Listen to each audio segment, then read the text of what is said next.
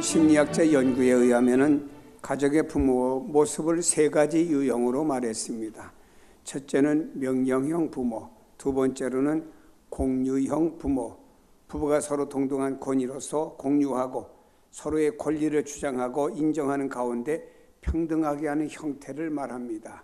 세 번째는 섬김형을 말했습니다. 세 가운데 가장 이상적인 부모상은 섬김형이라고 말합니다.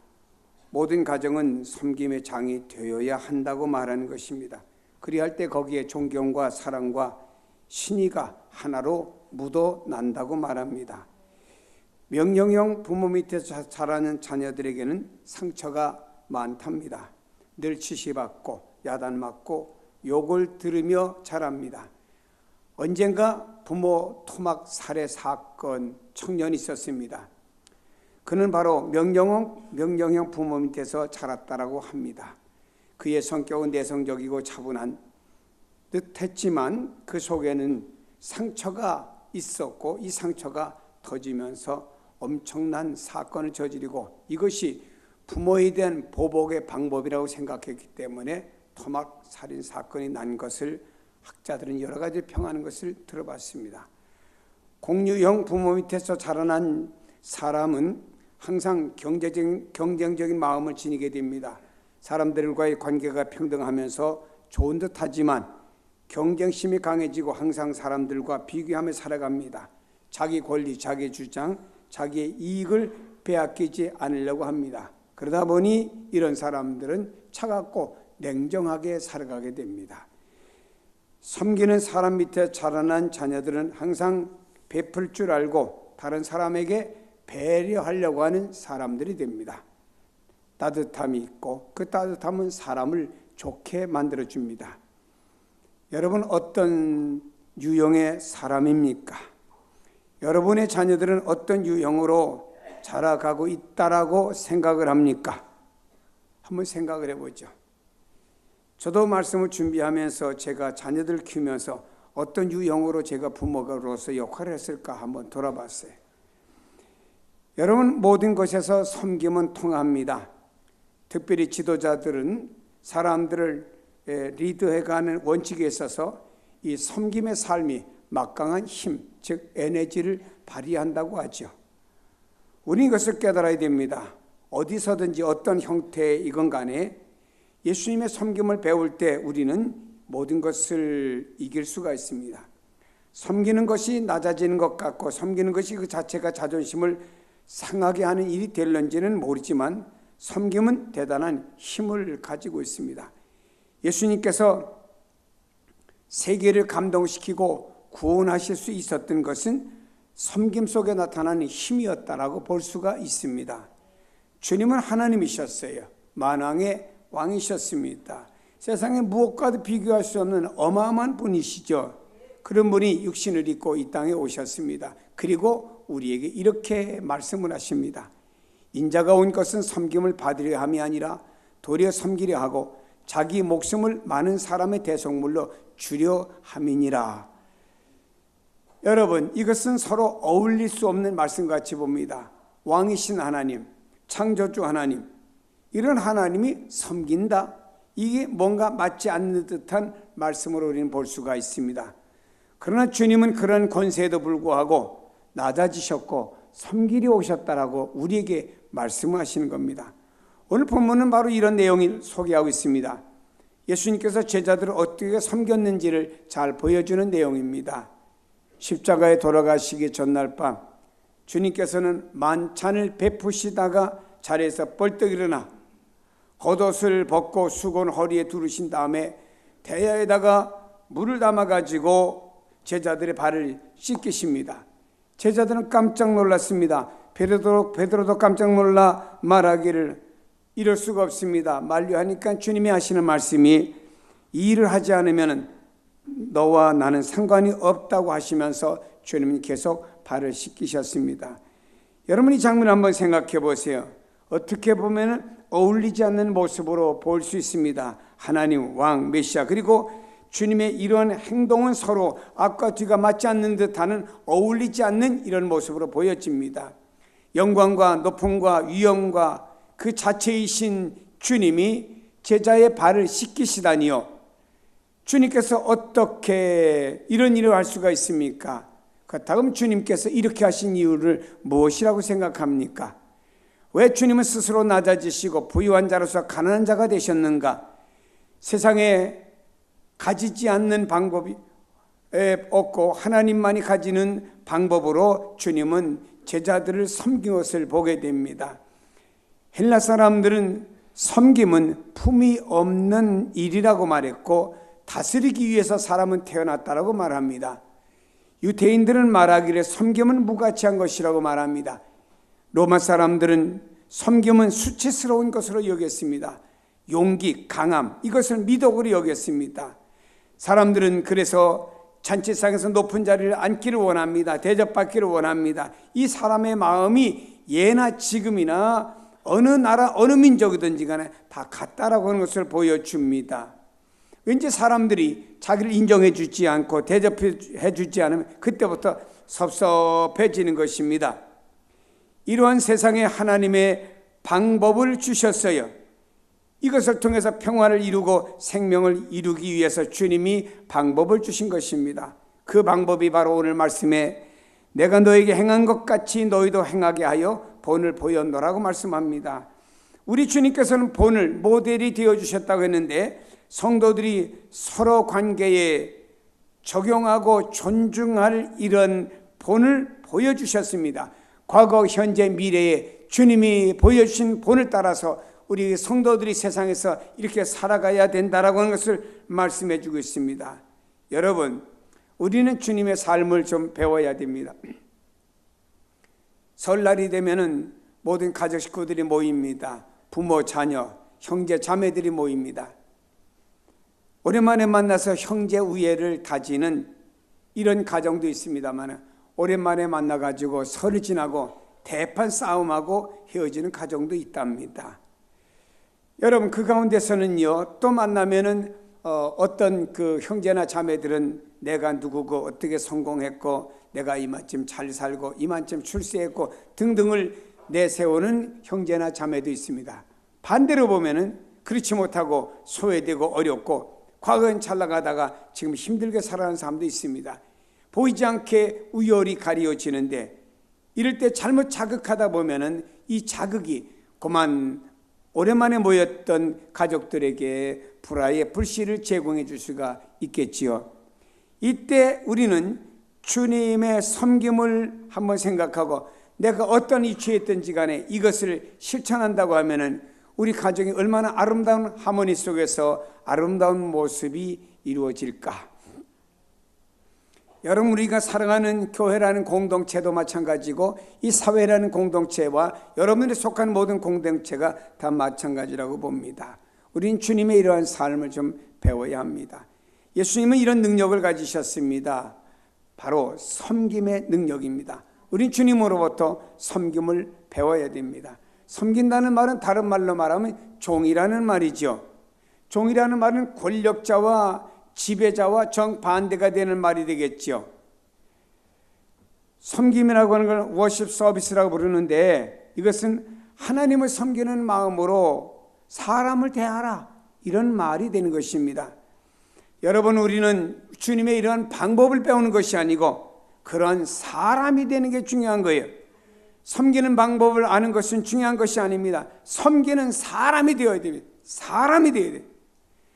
주님은 그것을 삶을 통해서 우리에게 보여주신 것입니다. 주님은 우리에게 뭐라고 말씀합니까? 나는 마음이 온유하고 겸손하니 나의 멍에를 메고 내게 배우라. 주님께서 오늘 성경에 뭐라고 말씀했습니까? 방법을 배우라고 말씀하지 않으세요. 남이 이렇게 섬기니까 나도 섬긴다, 방법을 배우는 것을 말하지 아니하고 주님은 그분의 마음을, 그분의 삶을 닮으라고 말했습니다. 그래서 주님의 마음이 이러하시다, 주님의 삶은 바로 멍에를 메고 가신 이런 삶이시다 하면서 삶을 배우라고 말씀하셨습니다. 그럴 때 우리는 겸손한 사람이 될 수 있고 섬기는 사람이 되고 이런 사람들이 능력을 가지고 살아가는 사람들이 될 줄로 믿습니다. 성경에 보면 구약에 야곱이라는 사람은 외삼촌 라반네 집에 가서 20년을 삼촌을 섬겼습니다. 요셉은 보디발 장군 집에 가서 노예로서 혹은 가정의 총무로서 보디발 장군 가정을 섬겨주었습니다. 여호수아는 모세를 섬겨줌으로 모세의 사역이 잘 이루어지도록 도와준 사람이 여호수아라는 사람이죠. 여러분, 여기 섬긴다고 하는 말에는 노동을 포함한 모든 일에 다른 사람을 서 봉사하는데, 이것은 억지로 강압에 의해서 하는 것이 아니고 자발적으로 하는 것을 가리켜서 섬김이라고 말하고 있습니다. 우리나라 옛날의 어른들이 이런 말을 했습니다. 콩 반쪽이라도 나눠 먹는 사람이 이웃이다. 이건 옛날 얘기예요. 지금은요, 자신밖에 모릅니다. 다른 사람을 딛고서라도 내가 일어서야 된다고 하는 이런 세대에 우리가 살고 있어요. 그러다 보니 우리 그리스도인들도 여기에 몸에 배다 보니까 나도 모르게 나밖에 모르는 거예요. 그럼 주님은 나를 위해서 당신을 버려주셨는데, 그 주님의 은혜로 그리스도인 된 우리가 나밖에 모른다고 하면 우리는 십자가는 이쪽으로 가면 나는 반대로 걸어가는 듯한 우리의 삶의 모습이 아니고 뭐겠습니까? 여러분, 전에는 이런 얘기도 있죠. 형님 먼저 아우 먼저. 얼마나 좋은 말이에요. 형님 먼저 하세요. 기도 형님은 가족도 많고 자녀도 많으니까 먼저 마시고, 우리는 아직 젊으니까 다음 기회도 괜찮습니다. 아니야, 아우야, 아우는 신혼살림 차리고 할 게 얼마나 많냐. 그러니까 아우 먼저다. 이런 그 형제들은요, 그 동화에 나온 이야기 같지만 나중에 그 밭에서 서로 끌어안고 우는 이 아름다운 모습, 이것이 사회의 섬김 속에서 나타난 아름다운 모습이 아니고 무엇이겠습니까? 사랑하는 여러분, 우리는 말로도 좀 다른 사람을 섬겨주세요. 말로 다른 사람을 짓밟으려고 하지 말고 말로도 다른 사람을 세워주고 위해주고 섬겨주는 게 얼마나 좋은지 몰라요.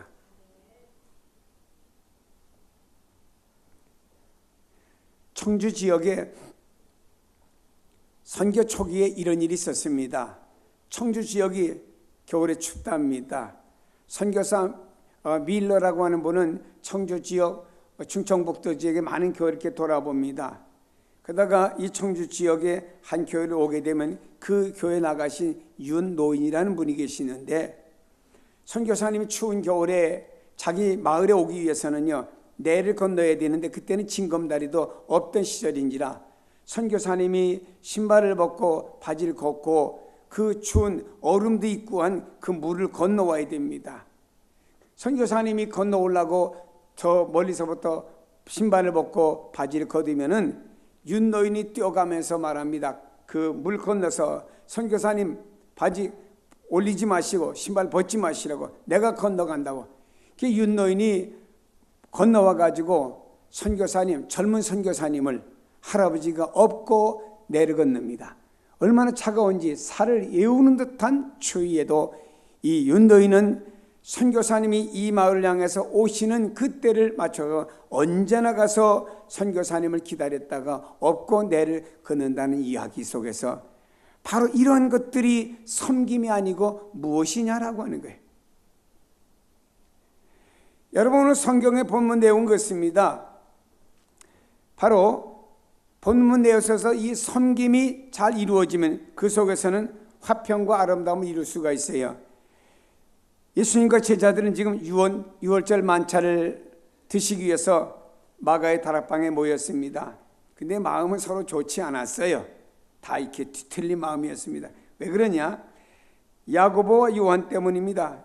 누가복음 22장에 보면 유월절 만찬을 앞에 두고 제자들이 누가 크냐 다툼이 일어나게 되었습니다. 그 원인은 야고보와 요한이 예수님께, 주님께서 이스라엘의 왕이 되시면 하나는 좌편에 하나는 우편에, 우리 야고보와 요한을 하나는 좌편 우편에 앉혀주세요. 이때 이 말을 들었던 베드로와 다른 제자들이, 그럼 너희들은 우린 뭐냐? 너희들만 높아지 우린 뭐냐? 서로 간에 말씀이 일어나고 다툼이 일어나게 되었습니다.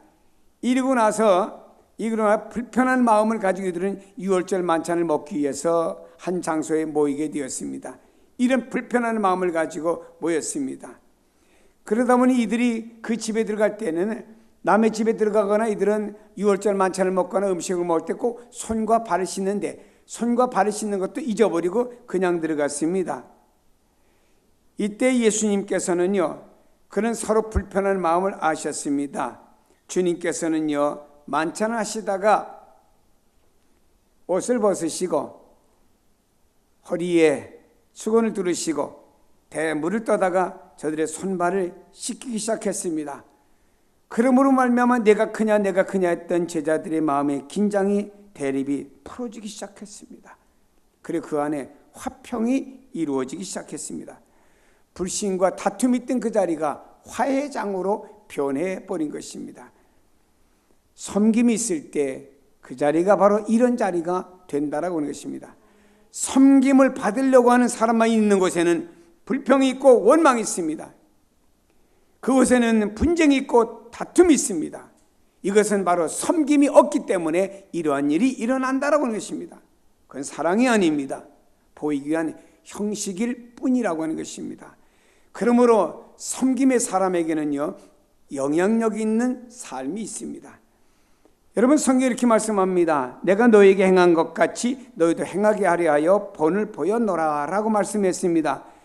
주님의 본이 되는 삶은 더 주님에 대한 영향력이 강하게 나타난 것입니다. 그래서 더 사람들이 주님의 말씀에 순종했고 그분의 진리 안에서 자유함을 얻게 되었습니다. 저는 마더 테레사라고 하는 분, 20년 동안 20세기의 봉사의 어머니로 상징되었던 분입니다. 작고 야위고 늙은 할머니 테레사의 말 한마디는 그러나 사람들에게 크나큰 영향력을 주었습니다. 여러분, 그는 누구도 그의 말을 불신하지 않았죠. 그 마더 테레사가 죽었을 때에 전 세계 종교를 떠나서 많은 사람들이 참 좋은 분 가셨다라고 묵념을 다 해줬죠. 1994년에 이런 일이 있었습니다. 미국 국가 조찬 기도회에 마더 테레사가 연설하게 되었습니다. 그 연설에 수천 명의 크리스찬과 가톨릭 교인들, 유대 종교를 떠나서 다 모였습니다. 그때 테레사는 하나님 사랑, 또 이웃 사랑, 가정 사랑에 대해서 연설했습니다. 우리는 서로 사랑해야 됩니다. 서로 돌보아야 됩니다. 우리는 서로 돌보라고 하나님 만들었습니다. 커다란 박수 소리가 나왔습니다. 그 말에 전적으로 신뢰했고 모든 사람들이 다 동의를 했다라고 하는 것입니다. 그런데 테레사는 다른 점도 지적했습니다. 낙태는 잘못된 것입니다. 나는 오늘날 평화를 가장 많이 파괴하는 것은 낙태라고 생각합니다.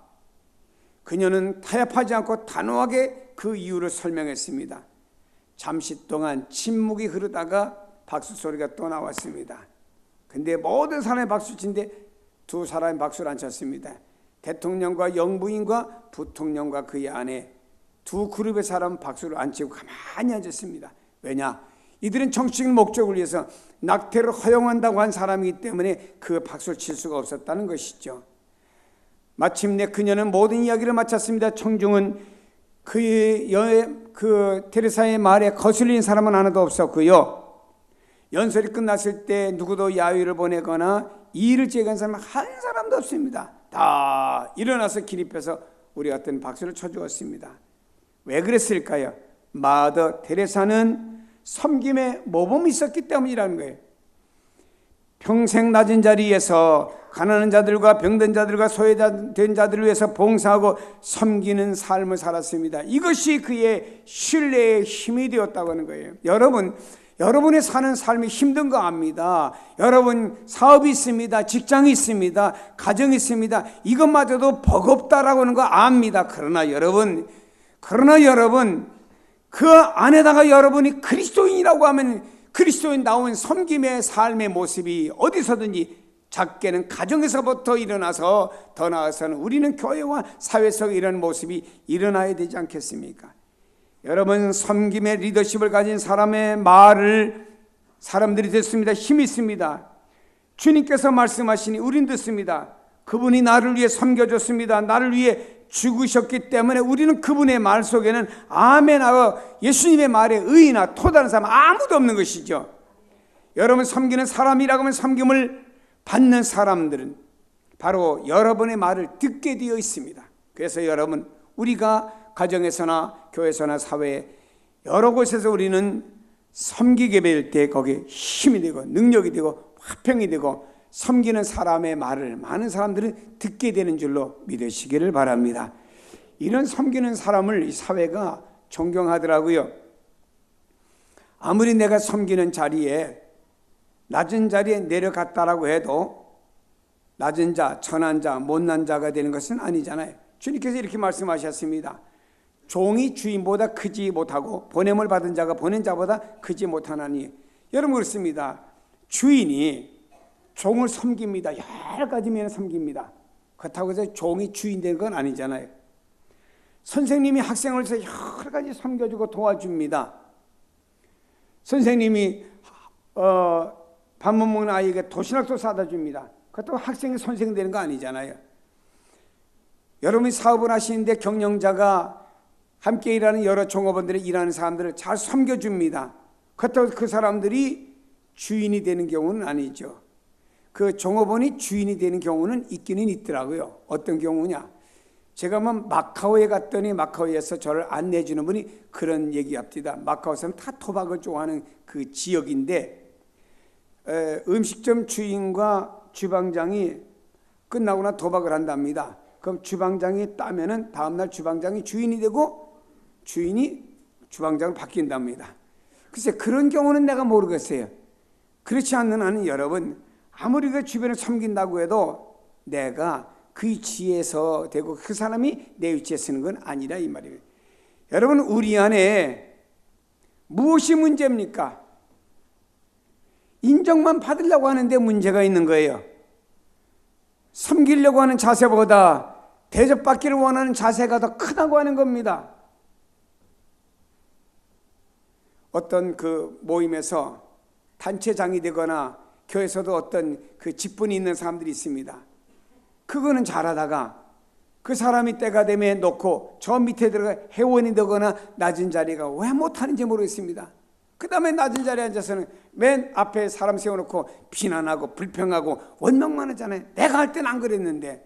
물론 자기가 할 때는 안 그랬을는지는 몰라도 그 다음에 자기가 회원을 들어서 잘 뒷받침해 주면은 이게 섬기는 자의 위치 모습이 아니겠습니까? 이러다 보니 우리에게는 섭섭병도 오잖아요. 대접을 받으려고 하는데 나를 인정해 주지 않으니까 섭섭병도 오고 그러다 보니 불평과 불만이 내 속에서 싹 터 올라온다고 하는 것입니다. 여러분 섬기는 마음으로 주님의 마음으로 해보세요. 누구나 누구에게도 섭섭한 마음을 가지지 않을 것이고 오히려 영혼에 대한 긍휼히 여기는 마음을 우리 안에 가지게 될 것입니다. 그리고 하나님의 사랑 안에서 하나가 되고 하나님의 의와 평강이 넘치게 될 것입니다.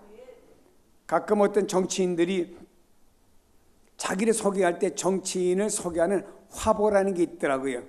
보니까 그 정치인이 장애에 어떤 단체에 가서도 서비스하고 봉사하고 어르신들 계신 데 가서 이렇게 주방에서 설거지도 하고 또 그분들이 말입니다. 이 사회에 가서 또 연탄도 날라주고 수많은 사진 화보를 보면서 야 이분 참 좋은 일을 하고 있다. 좋아요. 그분의 삶이 그래서 늘 그렇게 했으면 참 그분 좋은 사람입니다. 그러나 정치적인 화보를 만들기 위해서 잠깐 가서 설거지하다가 잠깐 섬기다가 사진 찍고는 돌아왔다고 하면은 나는 그건 아니라고 생각합니다. 여러분 성경에 우리 주님이 말씀하시는 것은 이 섬김은 내가 어떤 무엇을 나타내겠어요. 교회도 마찬가지라고 봅니다. 교회들마다 사랑의 연탄도 배달하고 사랑의 쌀도 배달하고 등등 많이 교회가 이벤트 행사를 합니다. 좋아요. 그 교회들이 늘 그런 마음가지고 섬기면은 참 그게 아름다운 교회입니다. 그러나 어쩌다가 성탄만 맞이하고 어떤 절기 특별한 것만 가지고 이벤트 행사로 한다고 하면 저는 교회가 이것도 쇼라고 생각합니다. 우리 안에는요 섬김의 마음이 있어야 되고 우리는 섬김의 삶으로 나가야 되는 거예요. 이게 우리에게 중요한 것이지 예수님의 삶을 우리 삶에 갖다가 우리는 실천하는 게 그리스도인들이에요. 우리는 주님의 어마어마한 사랑과 은혜를 받았다라고 간증하고 고백을 하면서 우리는 나가서 이런 섬김의 삶이 없다라고 하면, 주님의 십자가는 이쪽인데 우리는 반대 방향으로 가는 우리가 된다고 하면, 마치 요나가 말입니다, 하나님의 말씀을 따라서 니느웨로 가지 않고 다시스로 간 꼴이나 물이나 뭐가 다를 바가 있는가 생각하고 싶습니다. 여러분, 주님께서 이렇게 말씀하셨습니다. 지극히 작은 자 하나 섬긴 것은 곧 나를 섬긴 것이라고 주님이 기억하고 있습니다. 다시 말해, 우리 삶 속에 내가 섬김이 있어서 늘 작은 것을 가지고 섬기는 것은 주님이 기억되는 일이라는 것입니다. 세계에 나가는 선교사들이 화성 월먼리에서 3개월의 선교사 훈련을 받습니다. 그들에게 제가 꼭 한 과목에 강의가 있습니다. 저는 선교사로 나가려고 젊은 사람들 부부가 와서 공부를 합니다. 세계에 나가서 고생할 사람들이 마음이 찐하잖아요. 저는 갈 때 그냥 안 갑니다. 트렁크에다가 과일을 가득 채워가지고 가서 1시간 강의를 하고, 또 그 원장에게 다 이거 훈련생들에게 충분하게 비타민 부족하지 않도록 과일 좀 먹이면 좋겠다고, 그리고 오면은 저한테 또 이렇게 그나마 강의했다고 얼마 그 강의비를 줍니다. 저는 사인은 영수증 처리되니까 하고는 돈을 원장한테 돌려주고, 이거 가지고 이 훈련생들에게 또 아이스크림을 사줘 뭐 좀 사주라고 합니다. 왜냐? 목사인 저도 뭔가 섬김의 모범을 보여야 된다 이 말이에요. 저는 작은 겁니다. 여러분 다 큰 것들을 할 수 있어요. 우리 사회는 우리 그리스도인들의 섬김을 통해서 사회가 아름다워지고 주변들이 더 행복해지는 것입니다. 여러분, 오늘날 교회들이 자꾸 교회 안에 들어와서 종교성만 가지고 말입니다, 자기만 믿고 그 다음에 더 나가서 자기 어떤 율법과 어떤 그 철학만 만들고 나가서는 말입니다, 나가서는 뭐예요? 자기 마음대로 섬김만 받을 이 사회 속에, 그러다 보니 섬겨주지 않으면 서운한 마음을 가지고 나타내는 사람이 있다고 하는 것입니다. 성도 여러분이요, 소금이 음식 못 속에 들어가면 녹습니다. 자취 없어집니다. 음식은 맛을 냅니다. 여러분이 사회 속에서 섬김이 소금이 되고 소금이 사회를 아름답게 맛을 내는 역사를 이루신다는 사실을 믿으시고, 이렇게 쓰임받는 성도가 되길 주 이름으로 축복합니다. 기도하십니다. 하나님 아버지, 감사합니다. 우리에게 귀한 믿음을 주셨습니다. 특별히 우리 주님